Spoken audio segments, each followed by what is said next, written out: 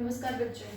आज का हमारा लेक्चर नंबर 9। लेक्चर नंबर 9 में हम टॉपिक स्टार्ट कर रहे हैं provisions regarding interest on capital.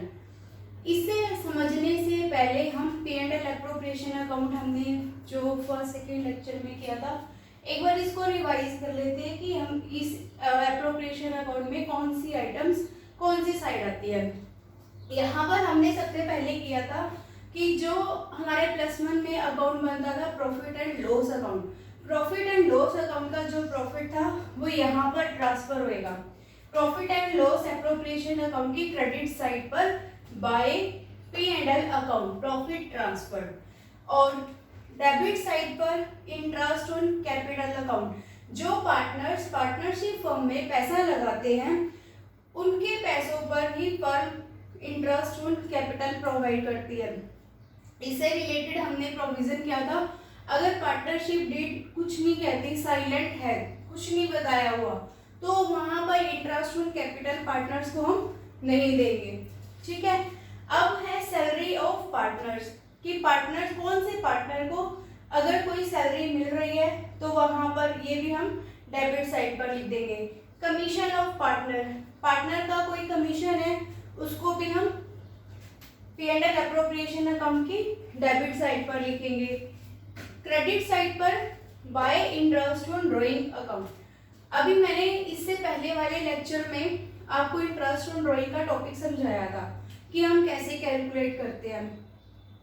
वहां पर मैंने आपको 2 मेथड करवाए थे, इससे पहले वाली वीडियो देख लेना। इंटरेस्ट ऑन ड्राइंग हम कैसे कैलकुलेट करते हैं, अमाउंट निकाल के हम यहाँ पर लिखेंगे। ठीक है। और फिर प्रॉफिट और ये इंटरेस्ट ऑन ड्राइंग, इन दोनों को ऐड करने के बाद interest on drawing, salary, commission, इन तीनों के टोटल को इसके टोटल में से माइनस करेंगे तो जो बैलेंसिंग फिगर आएगी वो हम पार्टनर्स के कैपिटल अकाउंट में ट्रांसफर करेंगे। ये भी मैंने आपको बताया था कि ये रेशियो हमें बताया होगा, अगर हमें रेशियो गिवन नहीं है तो हम इक्वल रेशियो में ट्रांसफर करेंगे।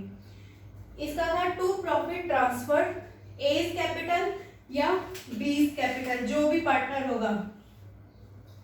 ठीक है। ये तो हमने पहले पढ़ चुके हैं, बस मैं आपको एक बार रिवाइज करवा रही थी। मोस्ट इंपॉर्टेंट टॉपिक है क्योंकि इसी के बेस पर ही हम अपने अलग अलग हेडिंग को निकालना सीख रहे हैं। जैसे पहले हमने ये भी सीखा था कि इंटरेस्ट ऑन ड्राइंग को कैसे कैलकुलेट करते हैं, इंटरेस्ट ऑन कैपिटल को कैसे कैलकुलेट करते हैं, सैलरी किस बेस पर देंगे, कमीशन, ये हम पहले कर चुके हैं।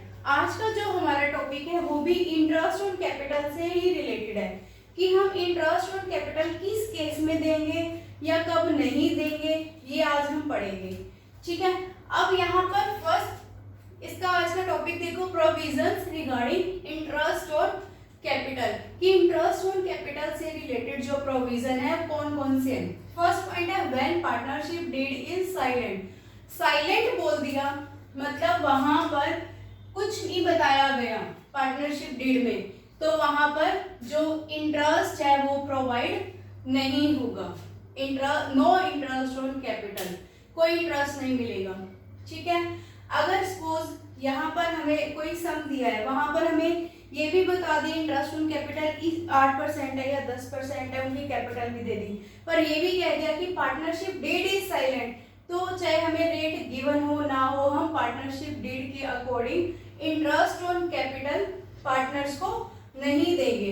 याद रखना ये बात, साइलेंट है तो no interest on capital, interest on capital is not allowed.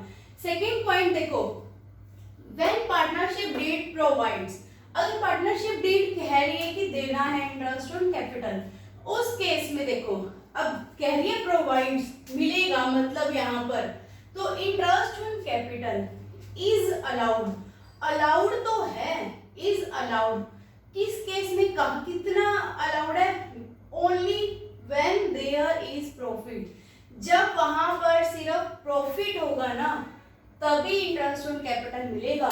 अगर फर्म को लॉस हो रहा है तो पार्टनरशिप डीड में अगर कह भी रखा है कि इंटरेस्ट ऑन कैपिटल देंगे तो भी वहां पर इंटरेस्ट ऑन कैपिटल नहीं देंगे। क्यों? क्योंकि फर्म को लॉस हो रहा है। दोबारा सुनो, अगर पार्टनरशिप डीड कह रही है कि इंटरेस्ट ऑन कैपिटल देना है, पार्टनरशिप डीड प्रोवाइड्स, कह रही है देना है, पर फर्म को क्या हो गया, लॉस हो गया। लॉस होने के केस में हम पार्टनरशिप डीड के अकॉर्डिंग हम इंटरेस्ट ऑन कैपिटल नहीं देंगे। Interest on capital is allowed only when, कब, ओनली वर्ड लगा दिया मतलब केवल तभी देंगे जब वहां पर प्रॉफिट होगा। इससे रिलेटेड सम करवा दूंगी, अच्छे से क्लियर हो जाएगा। थर्ड पॉइंट है when profit is less than the interest on capital. Profit is less than, किससे कम है, प्रॉफिट कम है than the interest on capital. अगर हमारा प्रॉफिट कम आ रहा है, जो यहाँ पर प्रॉफिट आएगा ना ये कम है, जबकि इंटरेस्ट ऑन कैपिटल ज्यादा है। सपोज यहाँ पर तो हमारा इंटरेस्ट प्रॉफिट आ रहा है हमारा 15,000, ठीक है, जबकि दोनों का इंटरेस्ट अगर हम देखें तो ये लगा लो 12,000 आ रहा है इसका या 6,000 है, तो टोटल कितना आ गया, 18,000 आ गया।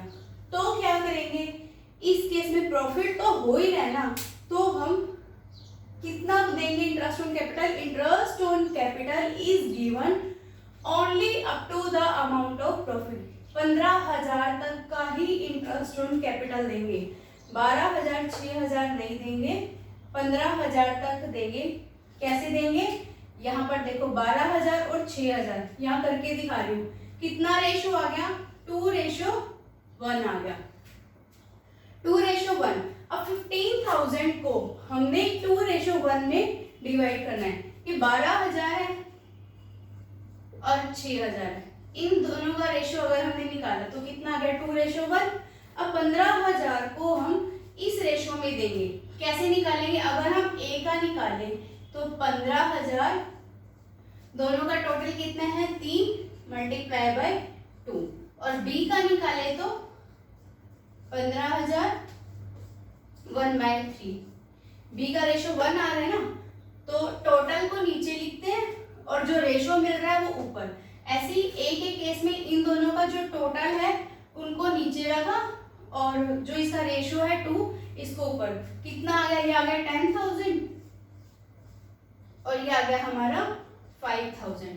कर दिया ना हमने, इंटरेस्ट भी दे दिया। अब यहाँ 12,000 ना दे करके हम कितना देंगे, 10,000 और 5,000।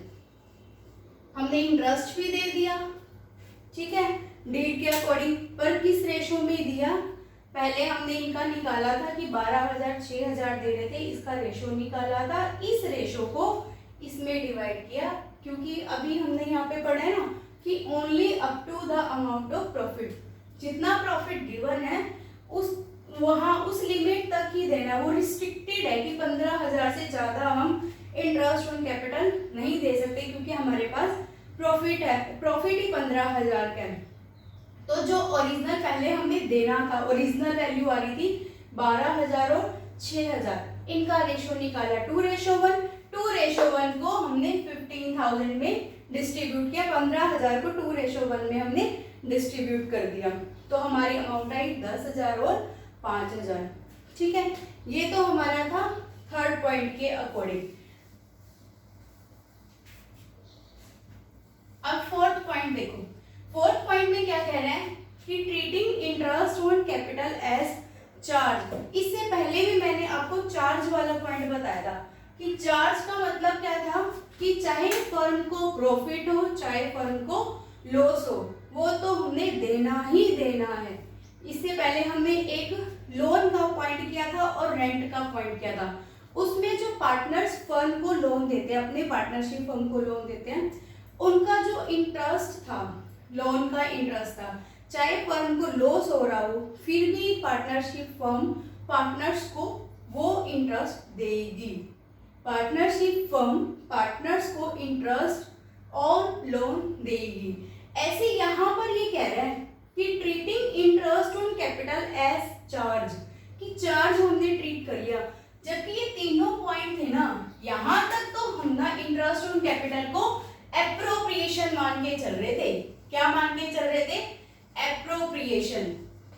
इन तीनों पॉइंट तक 1 2 3 तक तो हम इंटरेस्ट ऑन कैपिटल को एप्रोप्रिएशन मान के चल रहे थे, पर जो फोर्थ पॉइंट है यहाँ पर इंटरेस्ट ऑन कैपिटल को हम चार्ज मान के चल रहे हैं। डिफरेंस पता चला कि फर्स्ट सेकेंड थर्ड पॉइंट में हम इंटरेस्ट ऑन कैपिटल को एप्रोप्रिएशन मान के चल रहे थे कि इकट्ठा कर रहे हैं, पर यहाँ फोर्थ पॉइंट में हम चार्ज मान के चल रहे हैं। जैसे ही चार्ज पॉइंट आ गया, चाहे फर्म को लॉस हो रहा हो चाहे फर्म को प्रॉफिट हो रहा हो, इंटरेस्ट ऑन कैपिटल तो पार्टनरशिप फर्म पार्टनर्स को देगी ही देगी। सपोज यहाँ